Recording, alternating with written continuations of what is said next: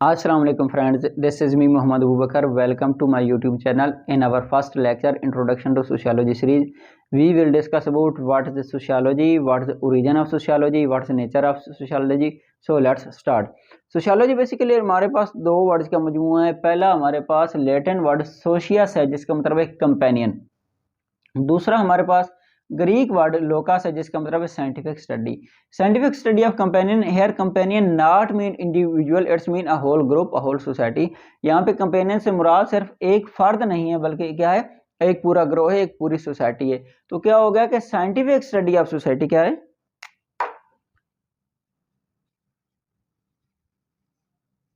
Scientific study of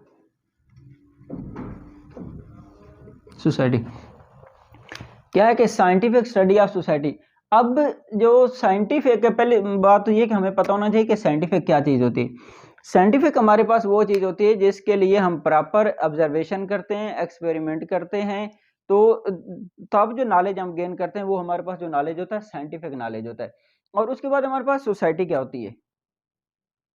society के अंदर हमारे नाम्स होते हैं, वैल्यूज़ होते हैं, बिलीव्स होते हैं, कस्टम्स होते हैं, ट्रेडिशन होते हैं, कम्युनिटीज़ होती हैं, इंस्टीट्यूशन होती हैं, फैमिली, एवरीथिंग जो होती है, ये सारी चीज़ें किसके अंदर, that part of society, behaviour etcetera.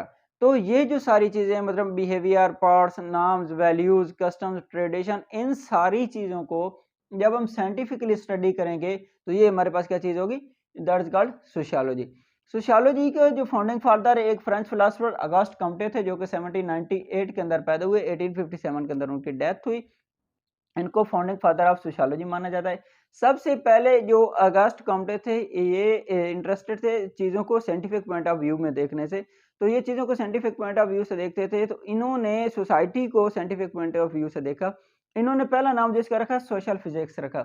लेकिन ये अपने काम को बाकी सबसे रेयर देखना चाहते थे, डिफरेंशिएट करना चाहते थे। इन्होंने कहा कि जो मेरा काम है वो बाकी सबसे अलग होना चाहिए।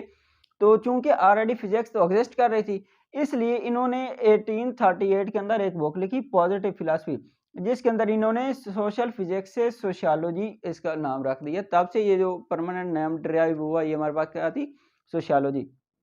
तो इस तरह ये जो सोशियोलॉजी इमर्ज हुई। उसके बाद इनकी जो मदर है वो हैरियट मार्टिन ने जो है उनको इनकी सोशियोलॉजी की मदर कहा जाता है।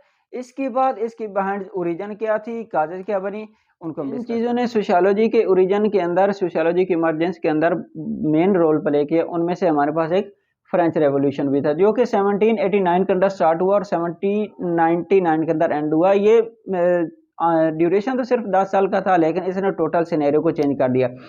हुआ कुछ यूं कि इसके अंदर जो लोग थे वो क्लासिफिकेशन के अंदर हो गए थे। एक अपर क्लास बन गई थी, दूसरी लोअर क्लास थी। जो अपर क्लास थी इसके अंदर एलीट क्लास आ जाती थी, कैपिटलिस्ट क्लास आ जाती और थी, और इसके अलावा फ्यूडलिज्म आ जाता था, फ्यूडल लोग आ जाते थे।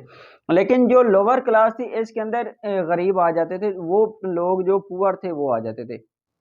तो होता यूं था कि ये जो अपर क्लास के लोग थे ये लोअर क्लास के लोगों से काम करवाते, उनको उनसे मजदूरी करवाते थे, लेकिन उनको पूरे वेजेस कोई नहीं पे करते थे। उनको उनके जो वेजेस थे वो बिल्कुल थोड़े देते थे। उनके जो वर्किंग आवर्स थे वो ज़्यादा थे, लेकिन उनके कंपैरेटिवली जो वेजेस थे वो बहुत ज़्यादा कम देते थे। तो इस वजह से ये जो अपर क्लास थी ये लोअर क्लास को एक्सप्लॉइट कर रही थी।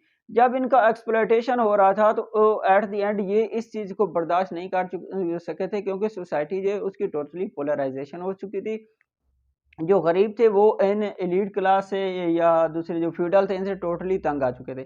तो तंग आके इन्होंने ये एक इनकलाब लेके आए जो कि 17 इन जुलाई को स्टार्ट हुआ। एक लोगों का जो ग्रुप है वो पेरिस की तरफ चला गया। पेरिस की तरफ जाते ही वहाँ पे जितने भी फ्यूडल थे, जितने भी बिजनेसमैन थे, उन्होंने उन पे दावा बोल दिया, हमला कर दिया। हमला करने के दौरान जहाँ वहाँ के जो बड़े-बड़े बिजनेसमैन थे उन्होंने उनको कत्ल कर दिया, मार डाला। जो कैपिटलिस्ट है उनको कत्ल कर दिया। इसके अलावा जो जितने फ्यूडल मतलब जितने भी उनको बड़े लोग मिले सबको उन्होंने कला-कमा कर दिया। और जो उनका बादशाह था उसको उन्होंने सरेआम फांसी दे दी। ठीक हो गया। उसके बाद जो मीन्स ऑफ प्रोडक्शन थे वो सब के अंदर तकरीबन इक्वली जो है वो डिस्ट्रीब्यूट हो गए थे। तो इसका जो फ़ायदा हुआ था, जो फ्रेंच रेवोल्यूशन का इस पब्लिक को लेबर क्लास को फ़ायदा हुआ था वो ये हुआ था कि जो फ्यूडलिज़्म था वो ख़त्म हो गया था। ठीक हो गया।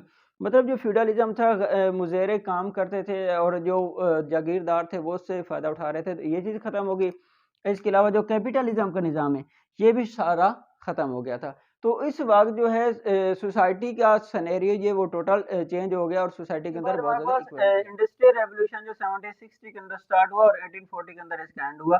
तो इसमें इससे पहले जो लोग थे वो एग्रेरियन बेस्ड सोसाइटी के अंदर अपना गुज़ारा कर रहे थे। मतलब पहले लोग जो थे उनका सोर्स ऑफ इनकम जो था वो एग्रीकल्चर था। एग्रीकल्चर से जो कुछ वो अर्न करते थे उसी पे अपना गुज़ारा कर रहे थे। लेकिन इसमें जब ये इंडस्ट्रियल रेवोल्यूशन आया तो लोगों ने एग्रीकल्चर फील्ड को छोड़ के शहरों की तरफ जाना स्टार्ट कर दिया। शहरों की तरफ जब गए तो वहाँ पे ऑफ कोर्स के पॉपुलेशन इंक्रीज हो गई, तो प्रॉपर अर्बनाइजेशन हो गई, शहर कायम हो गए, ठीक हो गया।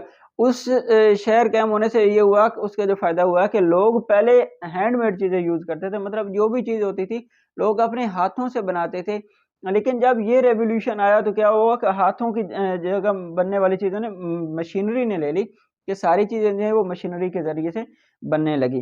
ठीक हो गया, जब मशीनरी से बनने लगी तो लोग ज़्यादा से ज़्यादा, क्योंकि एग्रीकल्चर सोसाइटी के अंदर उनको कुछ लोग अर्न कर सकते थे, कुछ नहीं कर सकते थे।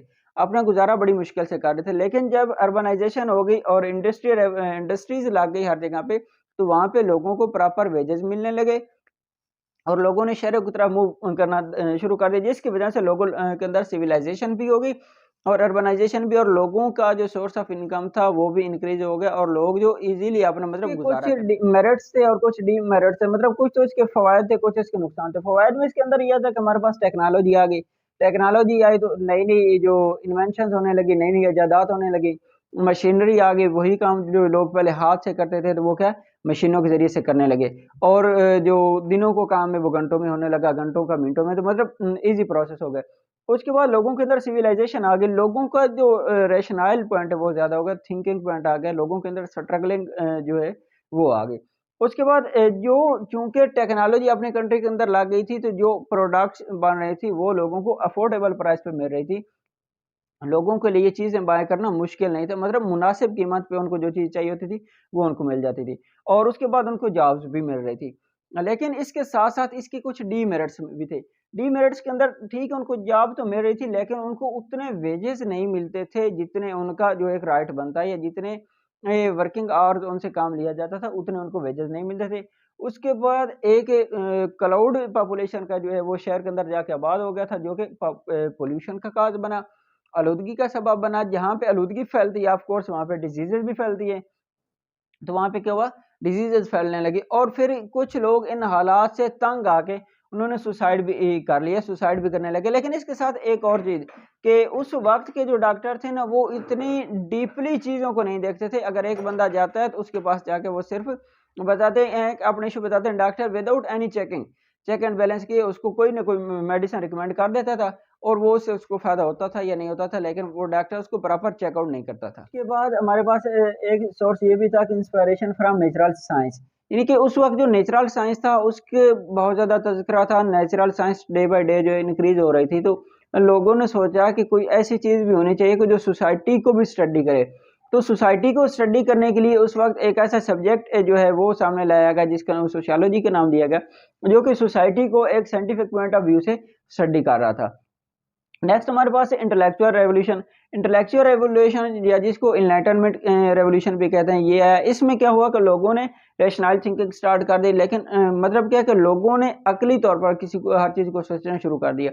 इससे पहले लोग जो थे ट्रेडिशन को फॉलो कर रहे थे, ट्रेडिशनल चीज़ों को देखते थे।